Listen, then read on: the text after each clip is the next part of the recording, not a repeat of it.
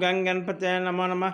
श्रीमद्भागवत महापुराण प्रथम स्कंद 15वां अध्याय भाग 2। कृष्ण विरह व्यथित पांडवों को परीक्षित का राज देकर स्वर्ग से धारणा।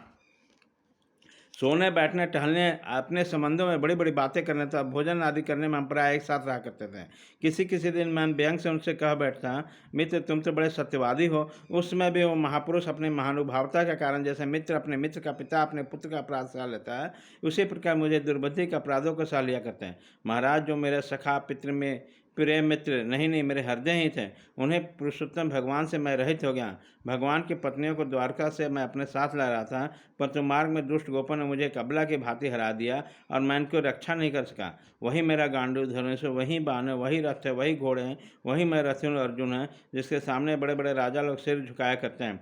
श्री कृष्ण के बिना सब एक क्षण में नहीं के समान सार शून्य हो गए। ठीक उसी तरह जैसे भस्म में ढाली हुई आहुति कपट भरी सेवा और उसर से बोया और बीज व्यर्थ हो जाता है। राजा अपने द्वारकावासी अपने जिन सुहृद संबंधियों की बात पूछे, वो ब्राह्मणों के साथ बस मोहग्रस्त हो गए। आप बरूनी मदिरा के पानों से मदमस्त होकर अपरिचित की भांति आपस में एक दूसरे से भिड़ गए और घोषों से मारपीट करके सबके सब नष्ट हो गए। उन्हीं में से केवल 4-5 ही बचे हैं। वास्तव में सर्वशक्ति भगवान की ही लीला है। संसार के प्राणी परस्पर एक दूसरे का पालन पोषण भी करते हैं, एक दूसरे को मार भी डालते हैं। राजन, जिस प्रकार जलचरों में बड़े जंतु छोटों को बलवान दुर्बलों को एवं बड़े और बलवान भी परस्पर एक दूसरे खा जाते हैं, उसी प्रकार असी से बलि और बड़े यदुवंशियों के द्वारा भगवान ने दूसरे राजाओं का संहार कराया।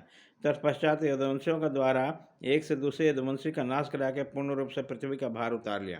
भगवान श्री कृष्ण ने मुझे जो शिक्षाएं दी वह देश काल प्रयोजन के अनुरूप तथा हृदय के ताप को शांत करने वाली थी। स्मरण आते ही हमारे चित्त हरण कर लेती है। सूर्य जी कहते हैं, इसी प्रकार प्रगाढ़ प्रेम से भगवान श्री कृष्ण के चरण कमलों का चिंतन करते करते अर्जुन की चित्तवृत्ति अत्यंत निर्मल और प्रशांत हो गई। उनकी प्रेममयी भक्ति भगवान श्री कृष्ण के चरण कमलों के अनिष्ट चिंतन से अत्यंत बढ़ गई। भक्ति के वेग से उन्होंने हृदय को मत कर उन्होंने सारे विकारों को बाहर निकाल दिया। उन्होंने युद्ध के प्रारंभ में भगवान के द्वारा उपदेश किया हुआ गीता ज्ञान पुनः स्मरण हुआ, जिसके काल के वेदान और कर्मों के विस्तार के कारण परमार्थ बस कुछ दिनों के लिए विस्मृति हो गई। ब्रह्मज्ञान की प्राप्ति से माया का आवरण भंग होकर गुणातीत अवस्था प्राप्त हो गई। दैत्य का संचय निर्मित हो गया। सूक्ष्म शरीर भंग हुआ। वह शोक और जन्म मरण के चक्र से सर्वथा मुक्त हुए। भगवान के सौदागमन और यदुवंश का संहार का वृत्तांत सुनकर निश्चलमति युधिष्ठिर ने स्वर्गारोहण का निश्चय किया। कुंती ने भी अर्जुन के मुख से यदुवंशियों का नाश और भगवान के सौदागमन की बात सुनकर अन्याय भक्ति से अपने हृदय को भगवान श्री कृष्ण में लगा लिया और सदा के लिए जन्म मृत्यु रूप से संसार से अपना मुंह मोड़ लिया। भगवान श्री कृष्ण ने लोक दृष्टि में जिस यादव शरीर से पृथ्वी का भार उठाता था, उसका वैसे ही परित्याग कर दिया, जैसे कोई कांटों से कांटा निकालकर फिर दोनों को फेंक दे। भगवान की दृष्टि में दोनों ही समान थे।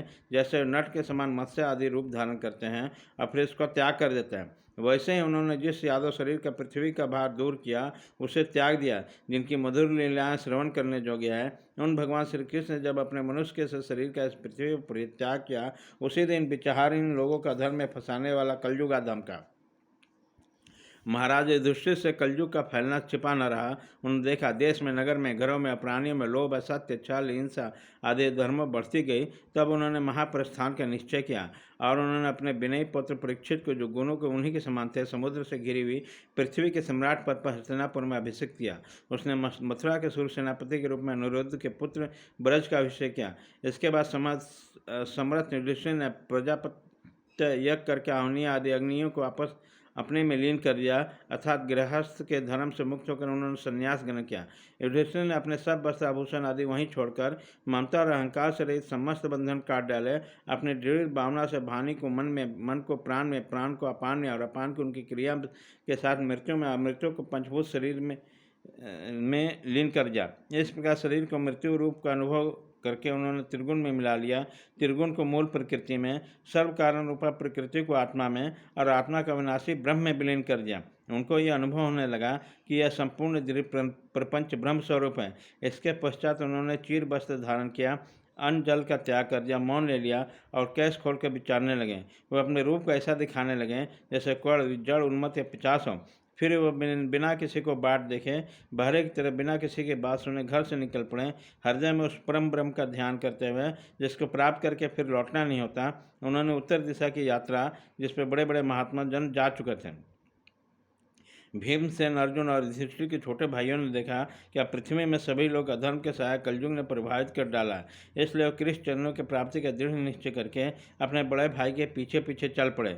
उन्होंने जीवन के सभी लाभ भलीभांति प्राप्त कर लिए थे, इसलिए निश्चय करके कि भगवान श्री कृष्ण के चरण कमल में ही हमारे परम पुरुषार्थ है, इसलिए उन्होंने हृदय में धारण किया।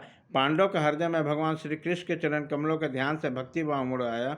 उनकी बुद्धि सर्वथा शुद्ध होकर भगवान श्री कृष्ण के उन सर्वोत्कृष्ट स्वरूप में अन्य भाव से स्थिर हो गए, जिससे निष्पाप पुरुष स्थिर हो पाते हैं। फलतः उन्होंने अपने विशुद्ध अंतःकरण से स्वयं भी वह गति प्राप्त की जो विसर्जक दुष्ट मनुष्यों को कभी प्राप्त नहीं होते।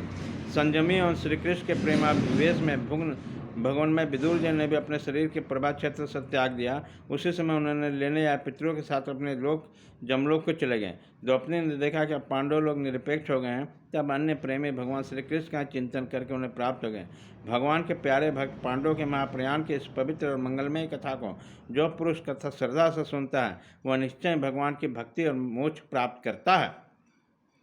इति श्रीमद्भागवते महापुराणे पारमहंस संहितायां प्रथम स्कंदे पांडव स्वर्गारोहण नाम पंचमो अध्याय।